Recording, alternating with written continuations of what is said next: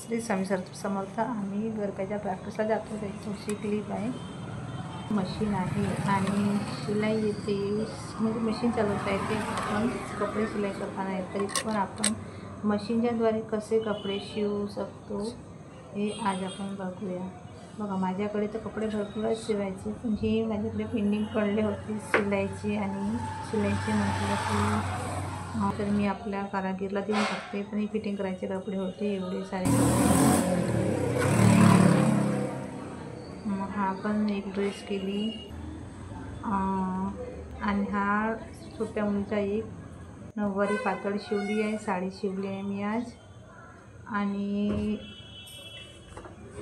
आणि ह्या कलर हा एक लुगडा द्यायचे मी छोट्या छोट्या मुलीचे 4 असे नऊवारी साडी कटिंग करून दिली आहे कारागीरला.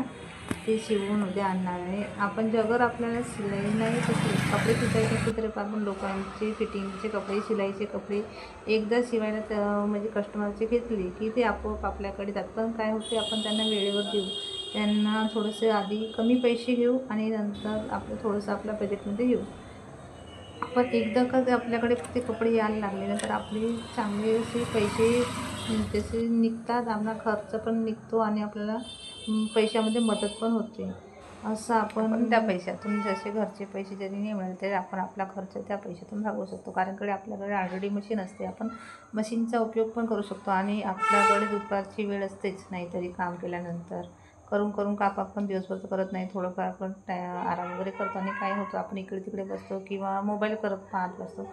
मोबाईल पाहत न बसण्यापेक्षा आपण स्वतःचेच कपडे फिनिशिंग करून पाहिला, म्हणजे फिटिंग करून बघितला, नंतर आले की आपण लोकांना सांगतोच. आपण लेडीज लोक एक गोष्ट आपल्या मनात बसत नाही, पण कसं दे का मी हा ड्रेस फिटिंग केला, लोकांना जर माहीत झालं तर आपोआप आपल्याकडे एका ड्रेस कोणी शिवून मागितला, तिचा ड्रेस अगर आपल्याला फिटिंगमध्ये व्यवस्थित तिला बसला तर ते आपोआप एक बाई दुसऱ्या बाईला, दुसरी बाई 4 बाईला असं सांगतं त्यांना खरंच खूप माहिती.